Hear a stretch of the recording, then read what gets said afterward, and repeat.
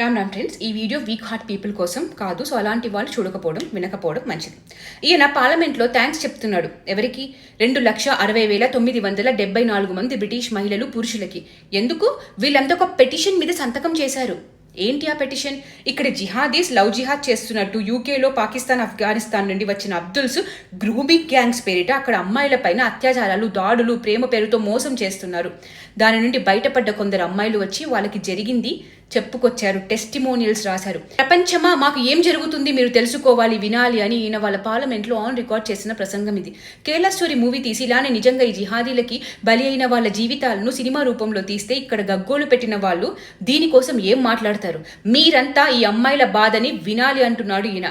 వినడమే కాదు, చర్యలు తీసుకోండి అంటున్నాడు. ఇది రాజకీయం కాదు, రాజకీయ లబ్ధి కోసం చేస్తున్నది అస్సలు కాదు అంటున్నాడు. ఇది ఆడపిల్ల జీవితాల కోసం మాట్లాడుతున్నాం. ఒక్కొక్కటి వింటే నరరూప రాక్షసులు అనేవాళ్ళు వీళ్ళే అని అనిపిస్తుంది. ఒక అమ్మాయిని గ్రేప్ చేసి విస్కీ బాటిల్ పగలగొట్టి అమ్మాయి లోపల పెట్టాడంట.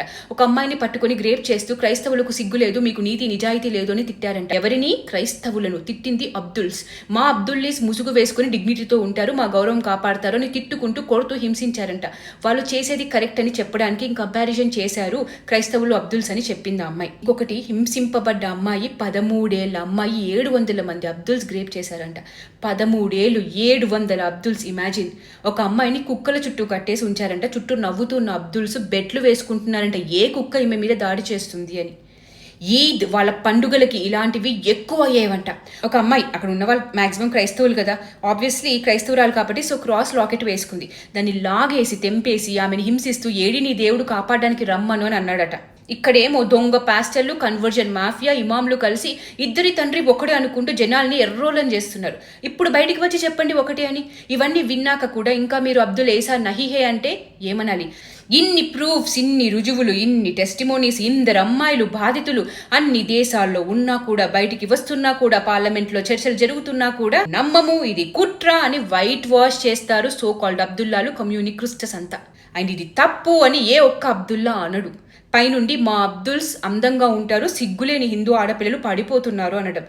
అదేంటి? అక్కడ హిందువులు లేరు, బీజేపీ లేదు, ఆర్ఎస్ఎస్ లేదు, యోగి లేడు కదా, ఇలాంటివి జరగకూడదు కదా, ఇదంతా కేరళ స్టోరీ, అంత లవ్ జిహాద్ అంతా ఒక కుట్ర కదా, నెరేటివ్ కదా, అక్కడ దేనికోసం ఇవన్నీ పార్లమెంట్లో చర్చిస్తున్నట్టు? ఇలా బాధింపబడ్డది, గ్రేప్ చేయబడ్డది కేవలం వైట్సే, దాంట్లోనూ క్రైస్తవులే. సో ప్రాబ్లం ఎవరు? వైరస్ ఏంటి? ప్రపంచం మొత్తం దేని వల్ల బాధపడుతుంది? ఇదంతా మనం చేసుకున్నదే. ఈ అబ్దుల్స్ని దేశం నుండి తరిమి కొట్టాలి, లేదంటే మన సంస్కృతి వారసత్వాన్ని కోల్పోతాం అంటున్నారు ఈ రోజున ఇవన్నీ విన్న వాళ్ళు, అక్కడ దేశం వాళ్ళు.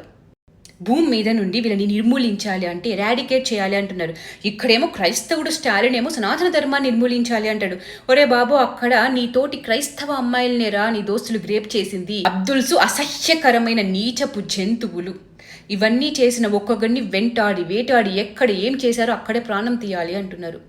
సో కాల్డ్ సెక్యులర్లు, కమ్యూనిక్రిస్టులు, కాంగ్రెస్ చెంచాలు, నాన్ అబ్దుల్స్ అందరూ దీని గురించి ఏమంటారు? తప్పు ఎవరిది? క్యాన్సర్ కన్నా భయంకరమైన వైరస్ ఏంటి? మీ పిల్లలకి ఇవన్నీ వినిపించండి, ఈ వీడియోలు చూపించండి, చెప్తూ పెంచండి, వైరస్కి దూరం పెట్టండి. Let's protect our girls, families from this virus. ఒక్కొక్క టెస్టిమోనీ వింటే ఆ తల్లిదండ్రుల బాధ ఎలా ఉంటుంది. ఇంకా తిరిగి అక్కడ మైనారిటీల బుజ్జగింపు చేయడానికని చెప్పి అబ్దుల్స్ అలాంటి పనులు చేస్తుంటే అరెస్టులు చేయలేదంట. సేమ్ కాంగ్రెస్ ప్రభుత్వం లాగే అనిపిస్తుంది కదా, వెస్ట్ బెంగాల్ మమతా దీదీ లాగానే. ఏ దేశంకి పోయినా ఇలాంటి దేశద్రోహులు ఈ నికృష్ట సంతకి కొదవలేదు.